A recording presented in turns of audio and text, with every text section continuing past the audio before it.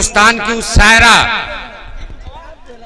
उस शायरा को आवाज दे रहा हूं जो हिंदुस्तान में नहीं पूरी दुनिया में जानी जाती हैं। मेरी बहन सबीना अदीब साहिबा से मैं गुजारिश कर रहा हूं कि वो माइक पर आवे और जनता आपका इंतजार कर रही है। सबीना अदीब साहिबा।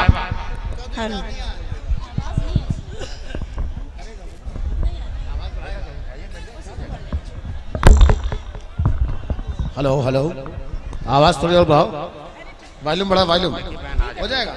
ये देखिए, अस्सलाम वालेकुम।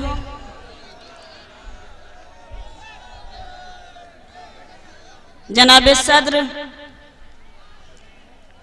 डाइस पर बैठे हुए जिम्मेदारान, बहुजन समाज पार्टी के कार्यकर्ता, आपके अपने हर दिल अजीज होने वाले चेयरमैन इंशाअल्लाह यही होंगे, मुझे उम्मीद है। तैयब पालकी साहब, जोरदार तालियां बजाइए। अल्लाह ने चाहा तो जीत पक्की, कुछ करने की जरूरत ही नहीं। हर दिल अजीज शख्सियत, मऊ की शान, आप सबकी जान, मेरे भैया बड़े भाई मुख्तार अंसारी साहब, दो ऐसे शेर, उनके प्यारे बच्चे, जिसको अभी तो खाली मऊ को गर्व है, फख्र है, लेकिन एक वक्त ऐसा आएगा कि हिंदुस्तान उन दोनों बच्चों पर फख्र करेगा कि हमने दो ऐसे शेर दिए हैं।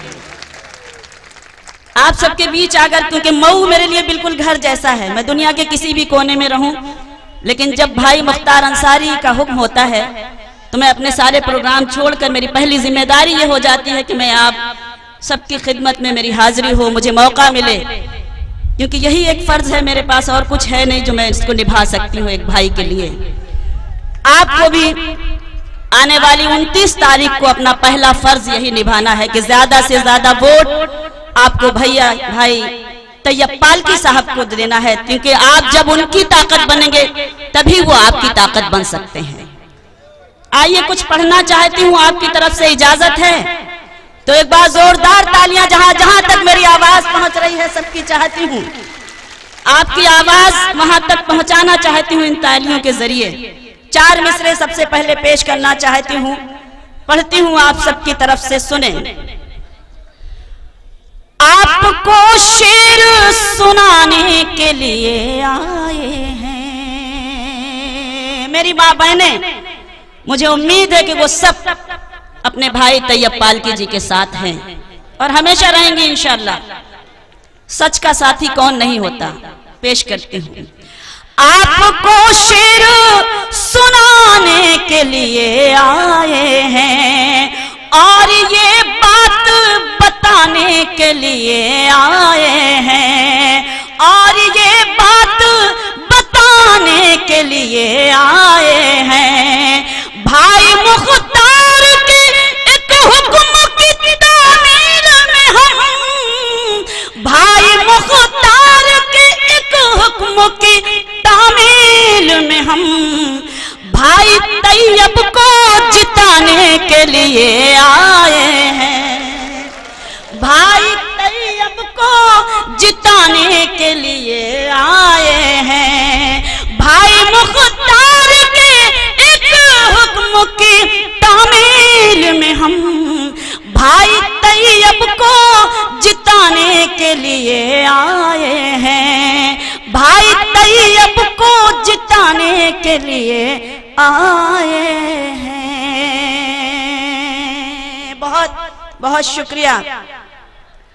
हमारा कोई मेहमान आ रहा है इसलिए सारे लोग खड़े हो गए, लेकिन मेहमान आते जाते रहेंगे, क्योंकि आप सब थोड़ा सा मुखातिब हो और जोरदार तालियों से मुझे इजाजत दे दें। मैं शेर सुनाऊं आपको, क्योंकि सब आपके अपने हैं और सब तैयब भाई और मुख्तार भाई के आशिक हैं, तो क्यों ना इस महफिल में शरीक हूं। पेश करती हूं, सुने।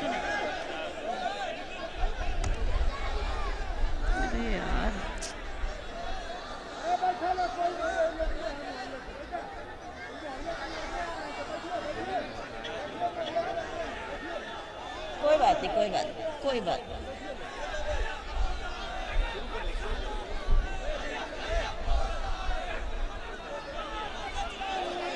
आ जाने दीजिए, आ जाने दीजिए, हो गया। आइए शरीक करती हूँ आप सबको, आप सब जिसके लिए अभी आपको बहुत खूबसूरत खूबसूरत बातें, बहुत अच्छी अच्छी तकरीर सुननी है। और हम जब सब जिन सबको सुनने के लिए हाजिर हुए हैं, जौहर साहब के शेर सुनने हैं, तैयब भाई बोलेंगे, अब्बास बोलेंगे, उमर बोलेंगे, बहुत कुछ सुनना है अभी आपको। थोड़ी देर के लिए मैं शेर आपको सुनाना चाहती हूँ, आप सबको शरीक करती हूँ, सुने और ये भी पहुंचाएं, आपकी तालियां वहां तक पहुंचाएं जहां तक मैं पहुंचाना चाहती हूँ। सुने कि जो तैयब का मुखालिफ है कोई उसको बता दे, ये जो तैयब का मुखालिफ है कोई उसको ये बतला दे। तेरे हिस्से में तो अब के खुदा की मार लिखी है, तेरे हिस्से में तो अब तो खुदा की मार लिखी है। तू चाहे कुछ भी कर ले, जीत तेरी हो नहीं सकती। तू चाहे कुछ भी कर ले, जीत तेरी हो नहीं सकती। तेरी तकदीर के कागज पे तेरी हार लिखी है, तेरी तकदीर के कागज पे तेरी हार लिखी है। अब आइए आप सब क्या चाहते हैं मैं बताना चाहती हूँ कि तैयब जी को ताज पहनाया जाएगा, तैयब जी को ताज पहनाया जाएगा, चेयरमैन इनको ही बनाया जाएगा, चेयरमैन इनको ही बनाया जाएगा। साइकिल पंजा सबको किनारे करना है, साइकिल पंजा सबको किनारे करना है। हाथी वाला बटन दबाया जाएगा, हाथी वाला बटन दबाया जाएगा, हाथी वाला बटन दबाया जाएगा। एक गीत के लिए मुझे हुक्म मिला है, 4 लाइनें और पढ़ती हूँ। इस गीत से पहले 4 मिसरे और पढ़ना चाहती हूँ, आप सबकी आवाज बनकर मैं पढ़ती हूँ। अच्छा अच्छा, हाँ मोहर, इंशाल्लाह मोहर ही लगे तभी सही है। बटन वटन का चक्कर तो बड़ा अजीब गड़बड़ होता है, तो यहाँ इनको सबको मालूम है कि यहाँ हमें मोहर कहाँ लगानी है।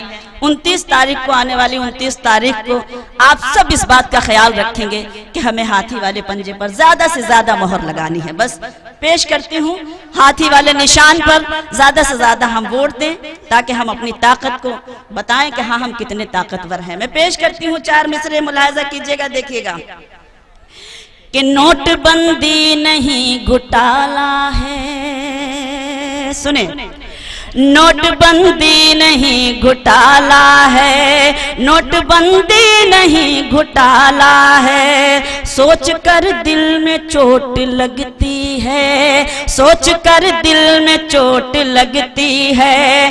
काला धन लाने वाले हमको तो, काला धन लाने वाले हमको तो तेरी नीयत में खोट लगती है, तेरी नीयत में खोट लगती है, तेरी नीयत में खोट लगती है।